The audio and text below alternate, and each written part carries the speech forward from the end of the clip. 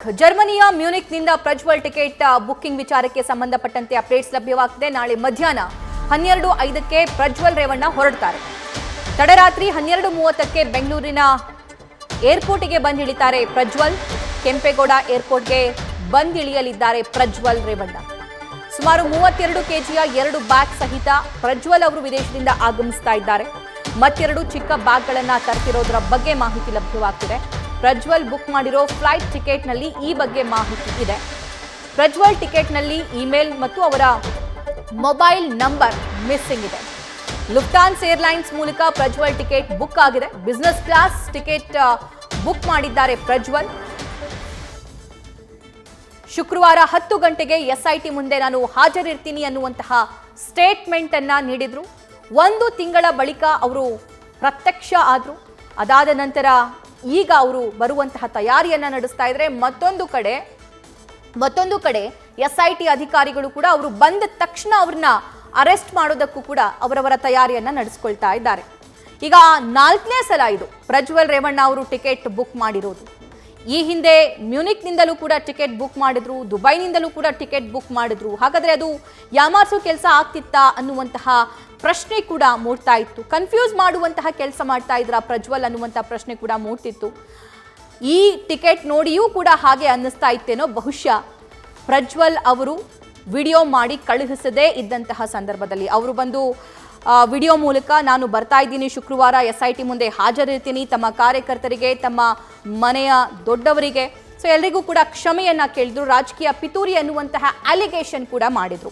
ಇನ್ನು ಪ್ರಜ್ವಲ್ ಬರ್ತಿರೋದ್ರ ಬಗ್ಗೆ ಮತ್ತಷ್ಟು ಲೈವ್ ಡೀಟೇಲ್ಸ್ ನಮ್ಮ ಕರೆಸ್ಪಾಂಡೆಂಟ್ ಅಂಕಿತಾ ನೀಡ್ತಾರೆ. ಅಂಕಿತಾ, ಫ್ಲೈಟ್ ಟಿಕೆಟ್ ಬುಕ್ ಮಾಡಿರುವಂತಹ ಪ್ರತಿ ಕೂಡ ನ್ಯೂಸ್ ಫಸ್ಟ್ಗೆ ಲಭ್ಯವಾಗಿದೆ. ಪ್ರಜ್ವಲ್ ಅವರ ಆಗಮನಕ್ಕೆ ಎಸ್ಐಟಿ ಏನೆಲ್ಲ ಸಿದ್ಧತೆಯನ್ನ ಮಾಡಿಕೊಳ್ತಾ ಇದೆ?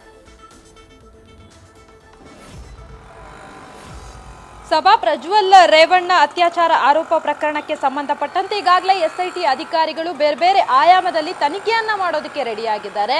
ಇನ್ನೇನು ಪ್ರಜ್ವಲ್ ರೇವಣ್ಣ ಕೂಡ ನಾನು ಬರ್ತೀನಿ ಅಂತ ಹೇಳಿದ್ದಾರೆ. ಅದರ ಜೊತೆಗೆ ಅವರೊಂದು ಫ್ಲೈಟ್ ಟಿಕೆಟ್ ಅನ್ನ ಕೂಡ ಬುಕ್ ಮಾಡಿರುವಂಥದ್ದು ಅದು ಕೂಡ ಗೊತ್ತಾಗಿದೆ. 31ನೇ ತಾರೀಕು ನಾನು ಎಸ್ಐಟಿ ಅಧಿಕಾರಿಗಳ ಮುಂದೆ ಹಾಜರಾಗ್ತೀನಿ ಅಂತ ಅವ್ರು ಹೇಳಿದ್ದಾರೆ.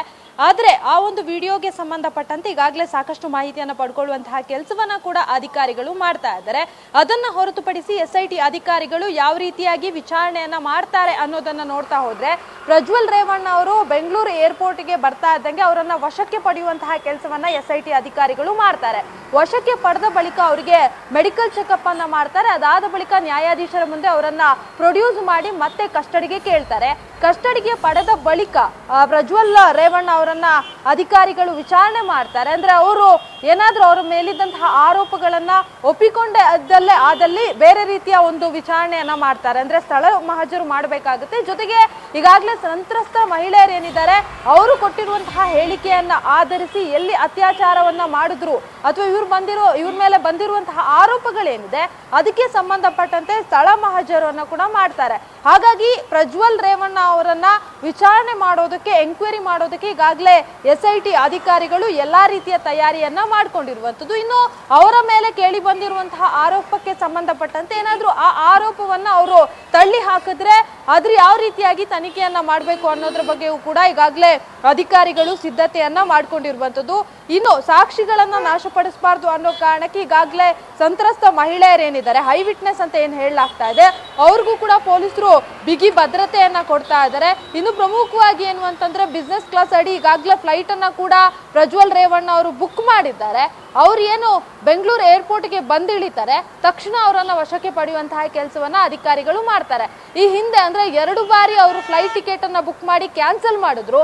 ಈ ಬಾರಿ ಸ್ವತಃ ಅವರೇ ವಿಡಿಯೋವನ್ನ ಮಾಡಿ ನಾನು ಬರ್ತಾ ಇದ್ದೀನಿ, ಎಸ್ಐಟಿ ಅಧಿಕಾರಿಗಳ ಮುಂದೆ ಹಾಜರಾಗ್ತೀನಿ, ಕಾನೂನು ಮೂಲಕ ನಾನು ಹೋರಾಟವನ್ನ ಮಾಡ್ತೀನಿ, ನಂದೇನು ತಪ್ಪಿಲ್ಲ ಅಂತ ಹೇಳ್ತಾ ಇದ್ದಾರೆ. ಆದ್ರೆ ಎಸ್ಐಟಿ ಅಧಿಕಾರಿಗಳು ಇವ್ರದ್ದು ತಪ್ಪಿಲ್ಲ ಅಂತಂದ್ರೆ ಇಷ್ಟು ದಿನ ಎಸ್ಐಟಿಗೂ ಆನ್ಸರ್ ಮಾಡದೆ ಅಥವಾ ತಲೆಮರೆಸಿಕೊಂಡು ಓಡಾಡೋದಕ್ಕೆ ಏನ್ ಪ್ರಮುಖ ಕಾರಣ ಅನ್ನೋದ್ರ ಬಗ್ಗೆಯೂ ಕೂಡ ಸಾಕಷ್ಟು ಅನುಮಾನಗಳು ಮೂಡ್ತಾ ಇದೆ. ಸಭಾ, thank you Ankita. News First ನಿರ್ಭೀತಿಯಿಂದ ನಿಮ್ಮ ಪರವಾಗಿ.